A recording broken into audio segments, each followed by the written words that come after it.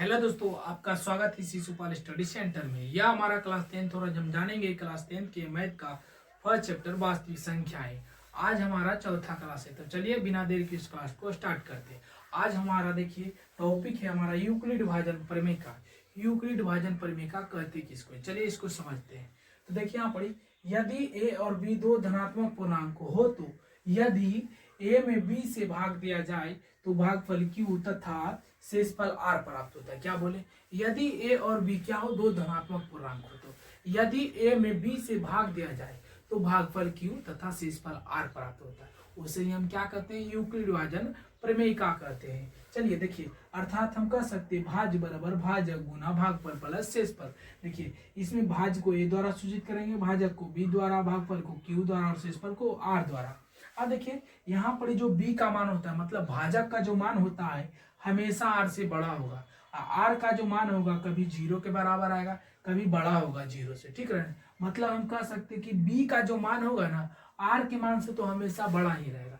r का मान भले 0 के बराबर आ जाए, कभी कभी बड़ा होगा r का मान, लेकिन जब भी मतलब कि b का जो मान है वो r के मान से हमेशा बड़ा होगा। ठीक है, ये याद रखिएगा, ये जो है ना डायरेक्ट ऑब्जेक्टिव में पूछ देता है। ठीक है, हाँ तो देखिए अब चलिए एग्जांपल से समझते हैं। चलिए हम भागा दे रहे हैं, 4 से भागा दे रहे हैं 18 में। ठीक है, अब देखिए 4 से भागा देंगे 18 में तो 4 चौके कितना हो जाएगा जी, 16। क्या हो जाएगा, 16।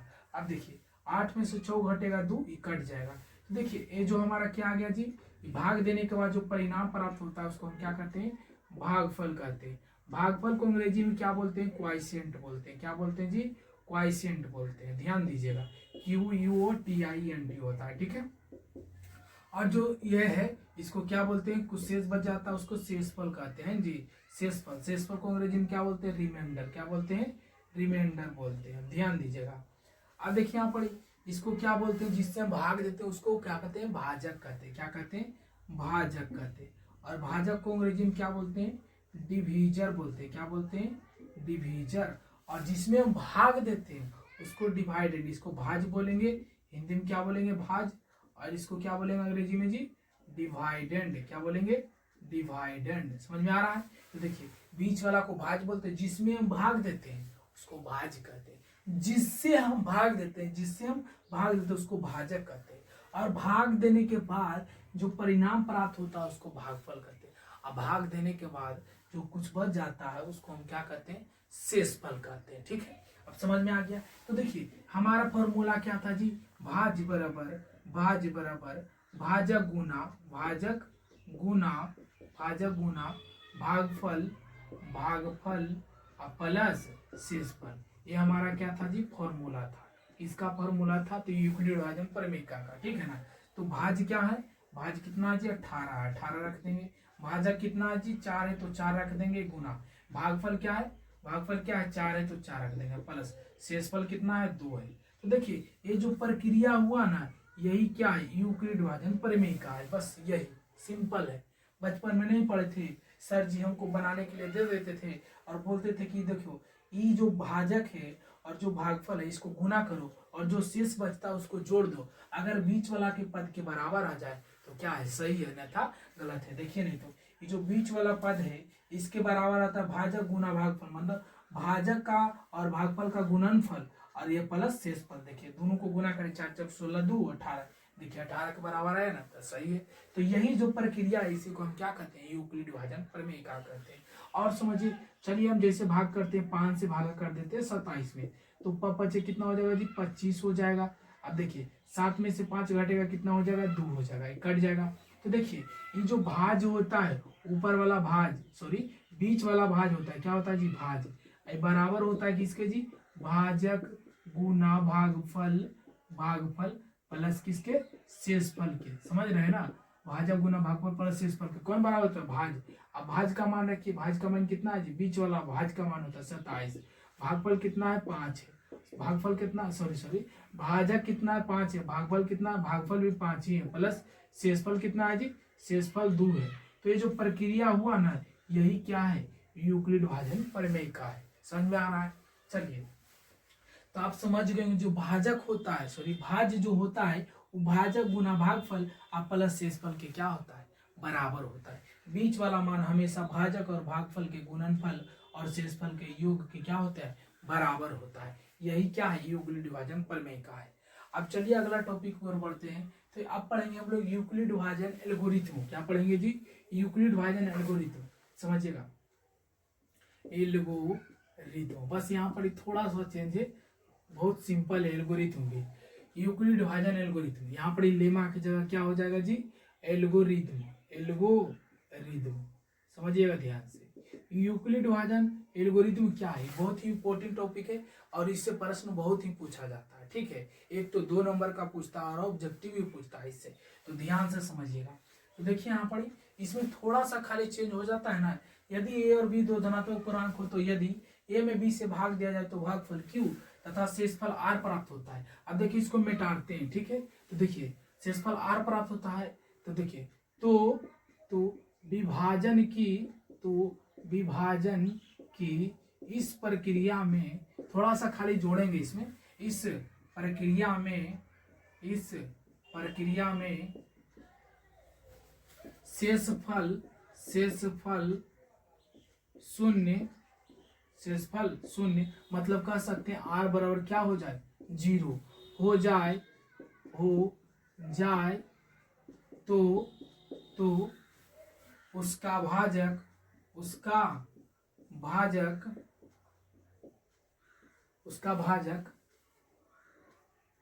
मासा कहलाता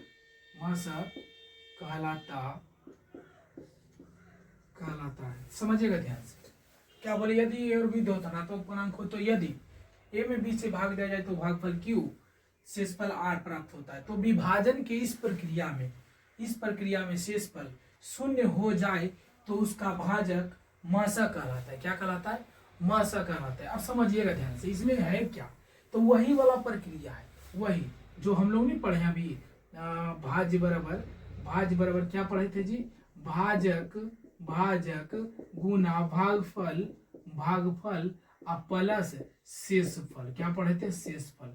अब इसमें क्या है ना, शेषफल में शून्य आएगा तभी यूक्लिड विभाजन एल्गोरिथम होगा। ठीक है ना, और जो सबसे लास्ट में जो काटेगा ना वही उसका मासा कहलाता है। उसी प्रक्रिया को यूक्लिड विभाजन एल्गोरिथम कहते हैं। चलिए समझते हैं, इसमें क्या आ जाएगा, शेषफल शून्य आ जाएगा, हमको मासा प्राप्त हो जाएगा, वही यूक्लिड विभाजन एल्गोरिथम कहलाएगा। अब समझिए, जैसे हम 2 से भाग करेंगे 4 में, ठीक है, तो 2 दूना 4 हो जाएगा। देखिए शेषफल शून्य प्राप्त हो गया ना, तो जब शेषफल शून्य प्राप्त होगा यही प्रक्रिया को यूक्लिड विभाजन एल्गोरिथम कहते हैं। और जो काटता है ना सबसे लास्ट में वही क्या कहलाता है, मासा कहलाता है। ये हमारा क्या कहलाएगा, मासा कहलाएगा। और समझिए, जैसे हम 4 से भागा देंगे 15 में, ठीक है, तो 4 से कितना होगा, 12 होगा। ठीक है, 5 में से 2 हटेगा, 3 ही कट जाएगा, तो देखिए कितना शेष बचा, 3। आप लोग मासा निकालना जानते ही हैं। अब देखिए जो शेषफल आता है उससे भाग करते हैं भाजक में, तो 1 तिया 3, 3 एकम 3 हो जाएगा, घट के 1। अभी 1 से भागा देंगे 3 में, 1 तिया 3, देखिए 0। तो जो सबसे लास्ट में जो काटता है वो क्या कर, देखिए यहाँ पर विभाजन की इस प्रक्रिया में शेषफल शून्य आ जाता है। देखिए शेषफल यहाँ ना शून्य आया जी, तो कौन काटा इसको, 1 काटा, तो ये एक हमारा जो क्या कहलाएगा, ये हमारा मासा कहलाएगा। क्या कहलाएगा, मासा कहलाएगा। मतलब 4 और 15 का मासा कितना हो जाएगा, 1 हो जाएगा।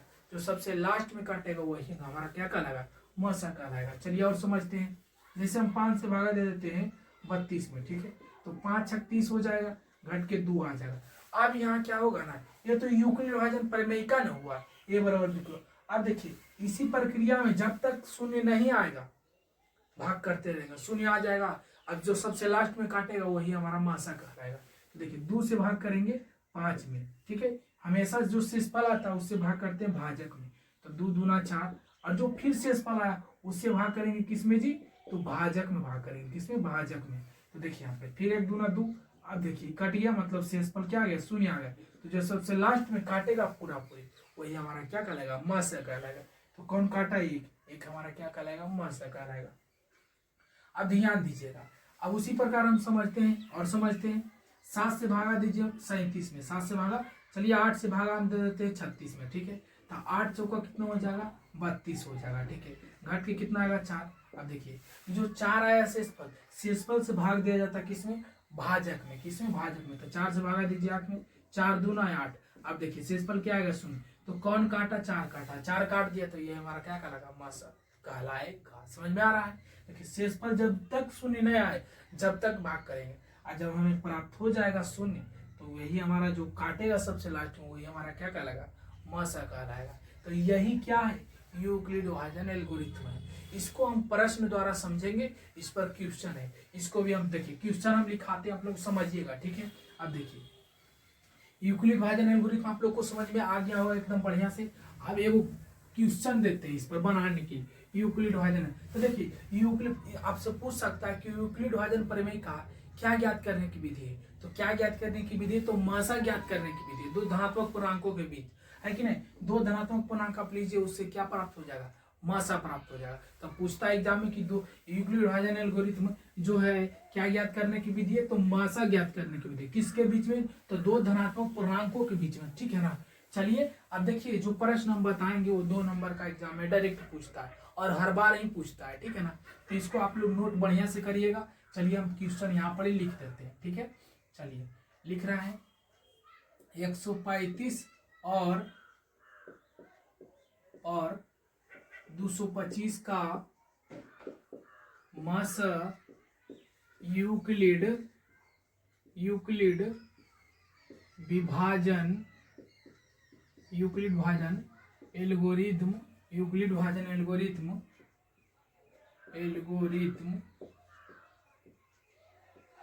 एल्गोरिथ्म द्वारा ज्ञात करें।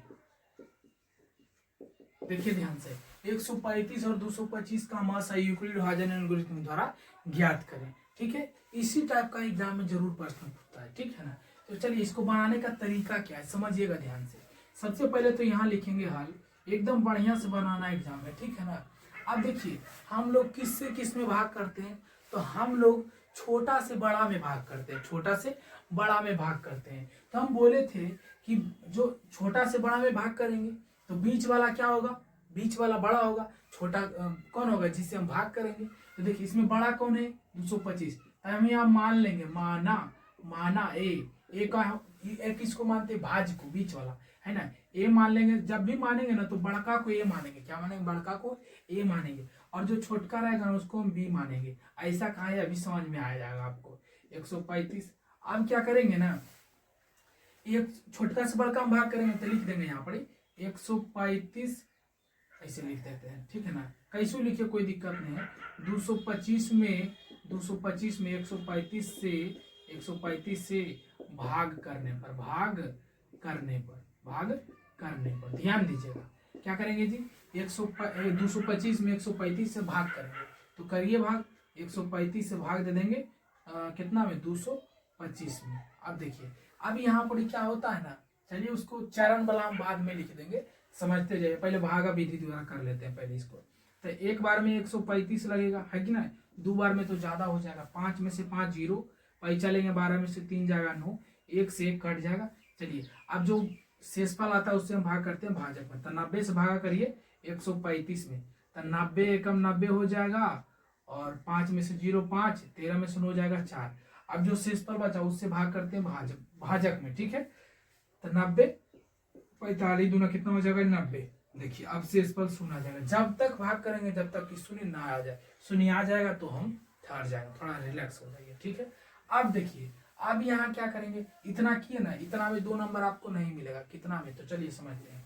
अब देखिए यहाँ साइड में आप इधर या इधर लिख सकते हैं, कोई दिक्कत नहीं है।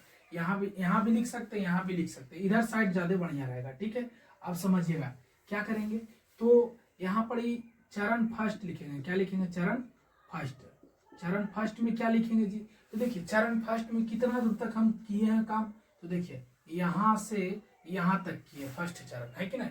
तो यही फर्स्ट चरण हम लिखेंगे, किसके द्वारा, तो यूक्लिड विभाजन प्रमेयिका के द्वारा। तो चलिए क्या होता है यूक्लिड विभाजन प्रमेयिका जी, ए बराबर बी क्यू प्लस आर होता है। चलिए ए का मान क्या होता है, बीच वाला, ए को बीच वाला को भाज्य सूचित करते हैं, बीच वाला को भाज्य को, और ए जिससे हम भाग करते हैं बी से, और जो भागफल आता है उसको क्यू से, और जो शेष बचता है उसको आर से। उसी प्रकार यहाँ पर है ना। तो ए का मान कितना जी, बीच वाला 225 रख देंगे।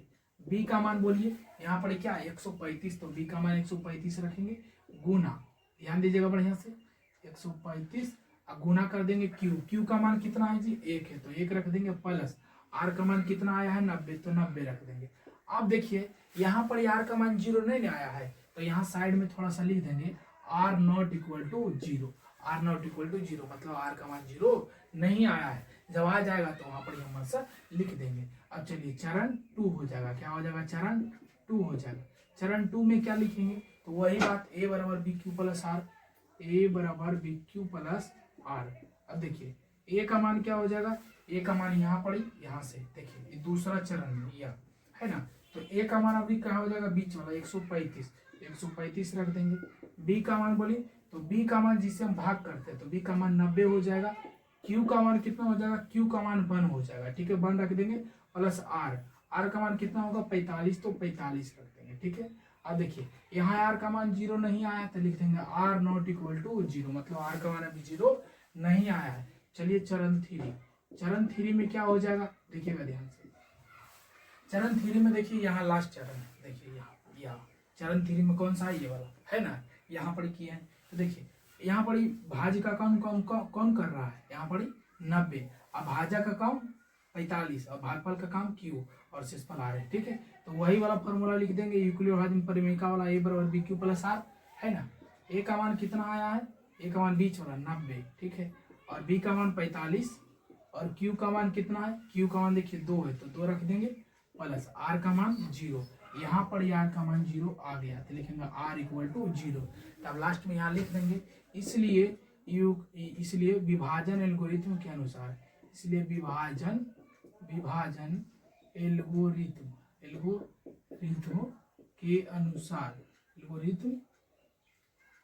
के अनुसार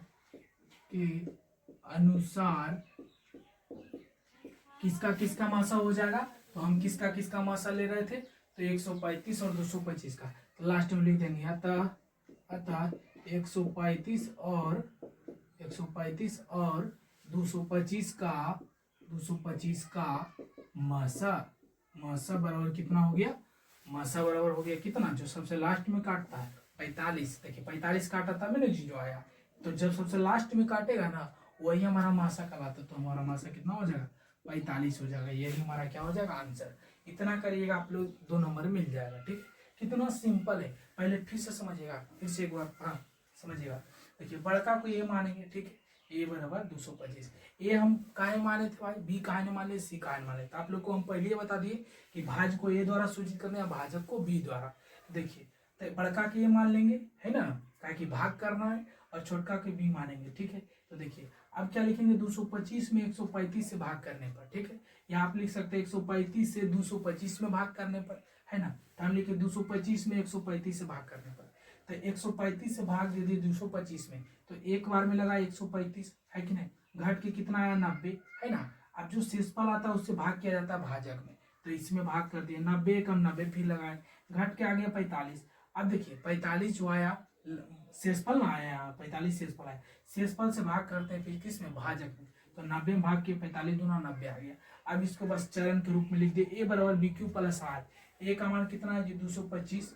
बी का मान कितना है? यहाँ पर देखिए 135, तो 135 गुना आर का मान कितना है? 1, तो 1 लिख दिए, और शेषफल देखिए यहाँ पर 90। इसी प्रकार हम आगे कर दिया, लास्ट में लिख देंगे इसलिए विभाजन एल्गोरिथम के साथ, बोला था क्या? यूक्लिड विभाजन एल्गोरिथम के अनुसार, तो वही लिख दिया। इसलिए विभाजन एल्गोरिथम के अनुसार 135 और 225 का मासा। देखिए यहाँ पर हम विभाजन एल्गोरिथम का प्रयोग करके मासा हम निकाल दिए। तो समझिए एक प्रकार का भागा ही है, जो शेषफल बचता है उससे भाजक में भाग देने चल जाते हैं, और जो सबसे लास्ट में काट देता है वही हमारा क्या कहलाता है? मासा कहलाता है। तो आई होप आप लोग को समझ में आ गया होगा। आप लोग इसको बढ़िया से 1-2 बार अपने से खुद से बनाइएगा ना तो ज्यादा बुझाएगा। जब हम पढ़ते थे तो इसको 2 से 3 बार खुद बनाया करते थे, हमको जानते बनाते ना कहीं पर गलती हो जाता था, तो जब तक बनाते थे जब तक सही ना हो जाए। तो आप लोग भी काहे कि एग्जाम आ रहा है बहुत नजदीक, तो रिवीजन नहीं करिएगा तो कैसे बना पाइएगा। इसलिए घर में बैठकर जरूर प्रैक्टिस करिए बार बार। तो जितना बेसिक चीज पढ़ाया आप लोग उस वीडियो को जरूर जाकर देखें, ठीक है। इसके पहले हम 3 क्लास करा दिए। अगर बेसिक कॉन्सेप्ट आप क्लियर कर लेते तो पहला चैप्टर से आप 10 नंबर तो फिक्स कर लीजिए, ठीक है ना। 10 नंबर से कम पूछता ही नहीं, 10, समझ रहे। तो चलिए आज इतना ही रहने देते हैं, मिलते हैं कल, तब तक के लिए जय हिंद जय भारत।